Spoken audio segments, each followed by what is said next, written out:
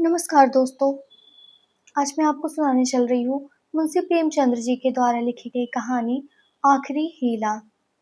यद्यपि मेरी स्मरण शक्ति पृथ्वी के इतिहास की सारी स्मरणीय तारीखें भूल गई थी, वह तारीखें जिन्हें रातों को जागकर और मस्तिष्क को खपाकर याद किया था, मगर विवाह की तिथि समतल भूमि में एक स्तंभ की भांति अटल है।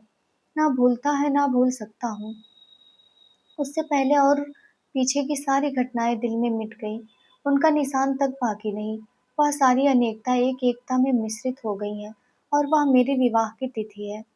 चाहता हूँ उसे भूल जाऊं, मगर उस जिस तिथि का नित्य प्रति सुमिरन किया जाता हो, वह कैसे भूल जाए।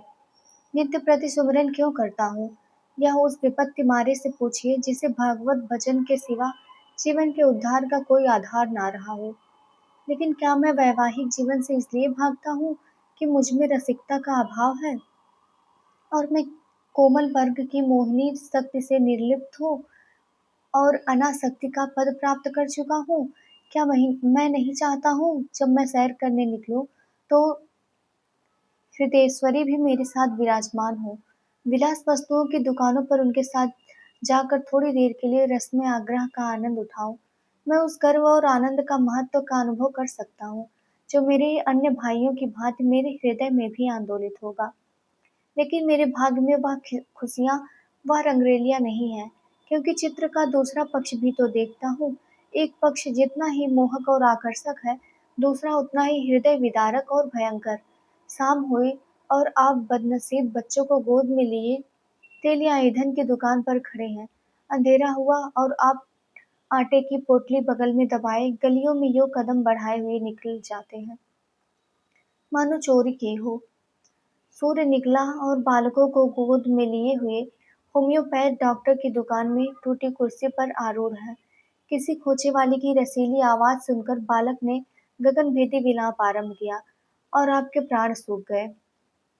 ऐसे बापों को भी देखा है जो दफ्तर से लौटते हुए पैसे दो पैसे की मूंगफली या रेवड़ियां लाकर लज्जास्पद शीघ्रता के साथ मुंह में रखते चले जाते हैं कि घर पहुंचते पहुंचते बालकों के आक्रमण से पहले ही यह पदार्थ समाप्त हो जाए।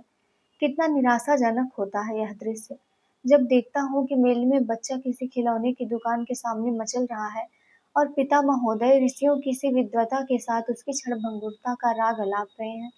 चित्र का पहला रूप तो मेरे लिए एक मदन स्वप्न है, दूसरा रूप एक भयंकर सत्य। इस सत्य के सामने मेरी सारी रसिकता अंतर्ध्यान हो जाती है। मेरी सारी मौलिकता, सारी रचनाशीलता इसी दाम्पत्य के फंदों से बचने में प्रयुक्त हुई है। जानता हूँ कि जाल के नीचे जाना है, मगर जाल जितना ही रंगीन और ग्राहक है, दाना उतना ही घातक और विषैला।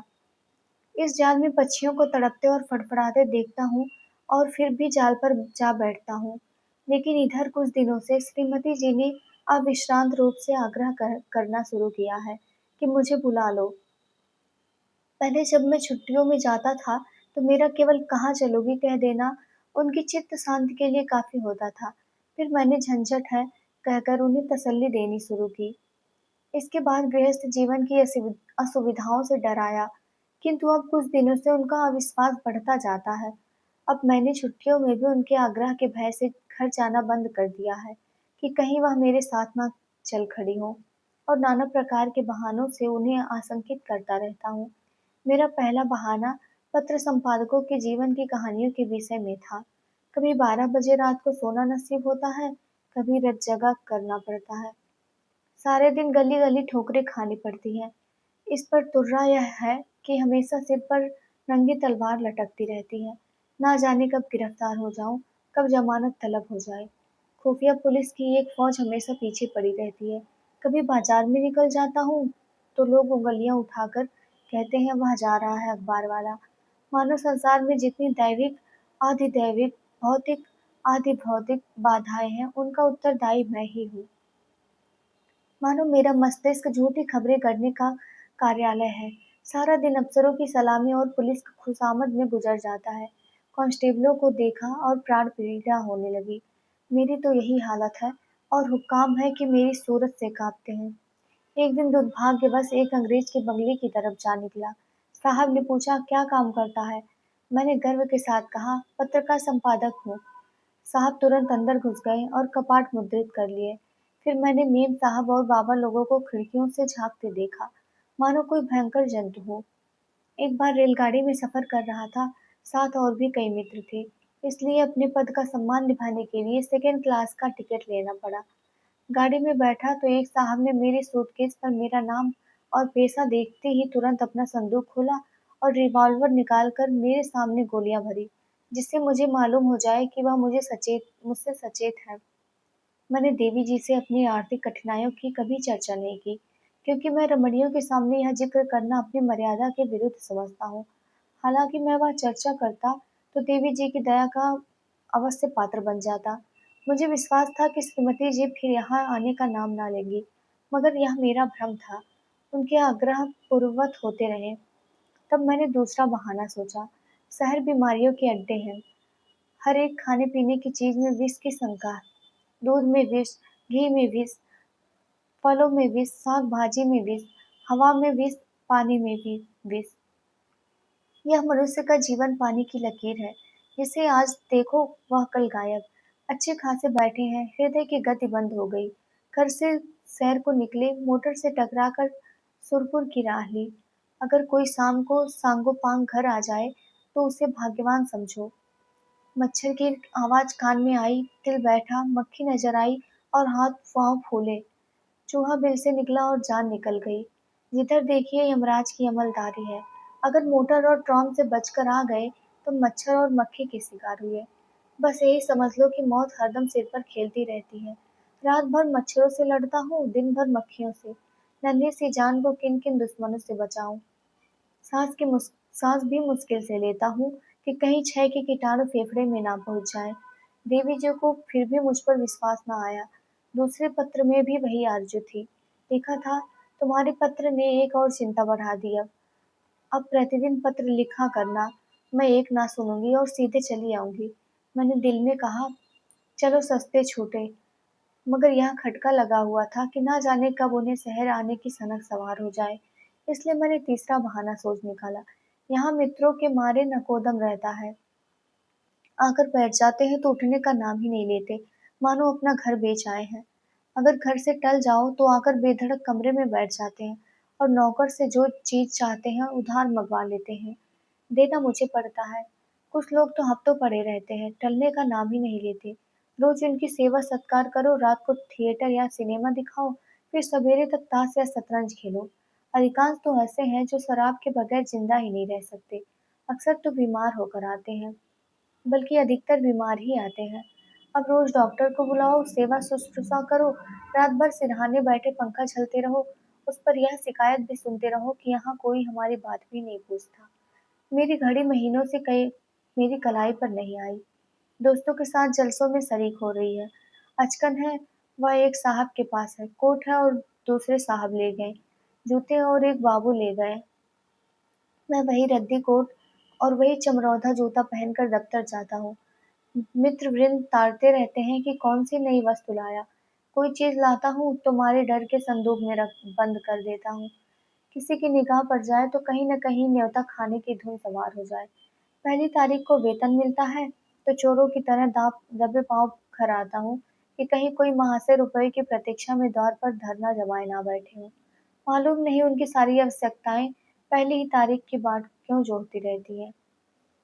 एक दिन वेतन लेकर 12 बजे रात को लौटा, मगर देखा तो आधे दर्जन मित्र उस वक्त भी डटे हुए थे। माथा ठोक लिया। कितने ही बहाने करूं, उनके सामने एक नहीं चलती। मैं कहता हूँ घर से पत्र आया है, माता जी बहुत बीमार है। जवाब देते हैं, अजी बूढ़े इतनी जल्द नहीं मरते। मरना ही होता तो इतने दिन जीवित क्यों रहती। देख लेना 2-4 दिन में अच्छी हो जाएंगी। और अगर मर भी जाएं तो वृद्ध जनों की मृत्यु का शोक ही क्या, वह तो और खुशी की बात है। कहता हूँ लगान का बड़ा तगाजा हो रहा है तो जवाब मिलता है, आजकल लगान तो बंद ही हो रही है। लगान की देने की जरूरत ही नहीं रही। अगर किसी संस्कार का बहाना करता हूँ तो फरमाते हैं, तुम भी विचित्र जीव हो। इन कुप्रथाओं की लकीर पीटना तुम्हारी शान के खिलाफ है। अगर तुम उनका मूल्यों शोधन करते हो तो लोग अवश्य क्या आकाश से आवेंगे। गरज यह कि किसी तरह प्राण नहीं बचते। मैंने समझा था कि हमारा यह बहाना निशाने पर बैठेगा। ऐसे घर में कौन रमणी रहना पसंद करेगी जो मित्रों पर ही अर्पित हो गया हो। किंतु मुझे भी फिर भ्रम हुआ। उत्तर में फिर वही आग्रह था। तब मैंने चौथा हीला सोचा। यहाँ के मकान है कि चिड़ियों के पिंजरे, ना हवा ना रोशनी। वह दुर्गंध उड़ती है कि खोपड़ी भन्ना जाती है। कितने ही के इसी दुर्गंध के कारण विसूचिका, टाइफाइड, याचमर आदि रोग हो जाते हैं। वर्षा हुई और मकान टपकने लगा। पानी चाहे घंटे भर बरसे, मकान रात भर बरसता रहता है। ऐसे बहुत कम घर होंगे जिनमें प्रेत बाधाएं ना हो। लोगों को डरावने स्वप्न दिखाई देते हैं। कितनों ही का उन्माद रोग हो जाता है। आज नए घर में आए, कल ही उसे बदलने की चिंता सवार हो गई। कोई ठेला असबाब से लदा हुआ जा रहा है, कोई आ रहा है। जिधर देखिए ठेले ही ठेले नजर आते हैं। चोरियां तो इस कसरत से होती हैं कि अगर कोई रात कुशल से बीत जाए तो देवताओं की मनौती की जाती है। आधी रात हुई और चोर चोर लेना लेना की आवाज आने लगती। लोग दरवाजे पर मोटे मोटे लकड़ी के फट्टे या जूते या चिमटे लिए हुए खड़े रहते हैं। फिर भी चोर इतने कुशल हैं कि आंख बचाकर अंदर पहुंच ही जाते हैं। एक मेरे बेतकल्लुफ दोस्त हैं, स्नेहवश मेरे पास बहुत देर तक बैठे रहते हैं। रात अंधेरे में बर्तन खड़के तो मैंने बिजली की बत्ती जलाई। देखा तो वही महाशय बर्तन समेट रहे हैं। मेरी आवाज सुनकर जोर से कहा मारा और बोले, मैं तुम्हें चकमा देना चाहता था। मैंने दिल में समझ लिया, अगर निकल जाते तो बर्तन आपके थे। जब जाग पड़ा तो चकमा हो गया। घर में आए कैसे थे, यह रहस्य है। कदाचित रात को ताश खेलकर चले तो बाहर जाने के बदले नीचे अंधेरी कोठरी में छिप गए। एक दिन एक महाशय मुझसे पत्र लिखाने आए। कमरे में कलम दवात ना थी। ऊपर के कमरे से लाने गया। लौट कर आया तो देखा आप गायब है। उनके साथ फाउंटेन पेन भी गायब। सारांश यह कि नगर जीवन नरक जीवन से कम दुखदाई नहीं है। मगर पत्नी जी पर नागरिक जीवन का ऐसा जादू चढ़ा हुआ है कि मेरा कोई बहाना उन पर असर ही नहीं करता। इस पत्र के जवाब में उन्होंने लिखा, मुझसे बहाना करते हो, मैं हरगिज ना मानूंगी। तुम आकर मुझे ले जाओ। आखिर मुझे पांचवा बहाना करना पड़ा। यह खोचे वालों के विषय में था। अभी बिस्तर से उठने की नौबत नहीं आई कि कानों में विचित्र आवाजें सुनाई देने लगी। बाबुल के मीनार के निर्माण के साथ ऐसी निरर्थक आवाजें न आई होंगी। वह खोचे वाले की शब्द क्रीड़ा है। उचित तो यह था, यह खोचे वाले ढोल मजीरे के साथ लोगों को अपनी चीजों की ओर आकर्षित करते, मगर इन अवधि अक्ल वालों को यह कहाँ सोचती है। ऐसे पैशाचिक स्वर निकालते हैं कि सुनने वालों के रोए खड़े हो जाते हैं। बच्चे माँ के गोद में चिमट जाते हैं। मैं भी रात को अक्सर चौंक पड़ता हूँ। एक दिन तो मेरे पड़ोस में एक दुर्घटना हो गई। 11 बजे थे। कोई महिला बच्चे को दूध पिलाने उठी थी। एकाएक जो किसी खोचे वाले की भयंकर ध्वनि कानों में आई तो चीख मारकर चिल्ला उठी और फिर बेहोश हो गई। महीनों की दवा दारू के बाद अच्छी हुई और अब रातों को कानों में रुई डालकर सोती है। ऐसे कृत्य नगरों में नित्य होते रहते हैं। मेरे ही मित्रों में कई ऐसे हैं जो अपनी स्त्रियों को घर से लाए, मगर बेचारियां दूसरे ही दिन इन आवाजों से भयभीत होकर लौट गई। श्रीमती ने इसके जवाब में लिखा, तुम समझते हो मैं खोचों वाले की आवाजों से डर जाऊंगी? यहाँ गिदड़ों और हवानों और उल्लुओं को चीखना सुनकर तो डरती नहीं, खोचे वालों से क्या डरूंगी। अंत में मुझे एक ऐसा बहाना सूझा जिसकी सफलता का मुझे पूरा विश्वास था। यद्यपि इसमें कुछ बदनामी थी, लेकिन बदनामी से मैं इतना नहीं डरता जितना इस विपत्ति से। फिर मैंने लिखा, शहर शरीफ जादियों के रहने की जगह नहीं।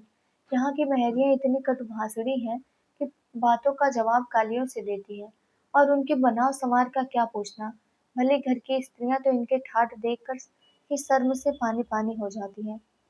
सिर से पांव तक सोने से लदी हुई सामने से निकल जाती हैं, तो ऐसा मालूम होता है कि सुगंध की लपट निकल गई।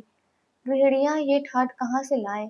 उन्हें तो औरों भी सैकड़ों चिंताएं हैं। इन महरियों को तो बनाव सिंगार के सिवा दूसरा कोई काम ही नहीं है। नित्य नई साज धाज, नित्य नई अदा, और चंचल तो गजब की है। मानो अंगों में रक्त की जगह पारा भर दिया गया हो।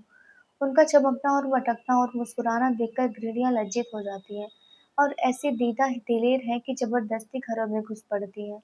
जिधर देखो इनका मेला सा लगा हुआ है। इनके मारे भले आदमियों का घर में बैठना मुश्किल है। कोई खत लिखाने के बहाने से आ जाते हैं, कोई खत पढ़ाने के बहाने से। असली बात तो यह है कि गृह देवियों का रंग फीका करने में इन्हें आनंद आता है। इसलिए शरीफ जादियाँ बहुत कम शहरों में आती हैं। मालूम नहीं इस पत्र में मुझसे क्या गलती हुई कि तीसरे दिन पत्नी जी एक बूढ़े कहार के साथ मेरा पता पूछती हुई अपने तीनों तीनों बच्चों को लिए एक असाध्य रोग की भांति आ डटी। मैंने बदहवास होकर पूछा, क्यों कुशल तो हो? पत्नी जी ने चादर उतारते हुए कहा, घर में कोई चुड़ैल बैठी तो नहीं है? यहाँ किसी ने कदम रखा तो नाक काट लूंगी। हाँ, जो तुम्हारी सह ना हो। अच्छा, तो अब रहस्य खुला। मैंने सिर फेर लिया। क्या जानता था अपना तमाचा अपने ही मुंह पर पड़ेगा। तो ये थी कहानी। आशा करती हूँ आप लोगों को पसंद आई होगी।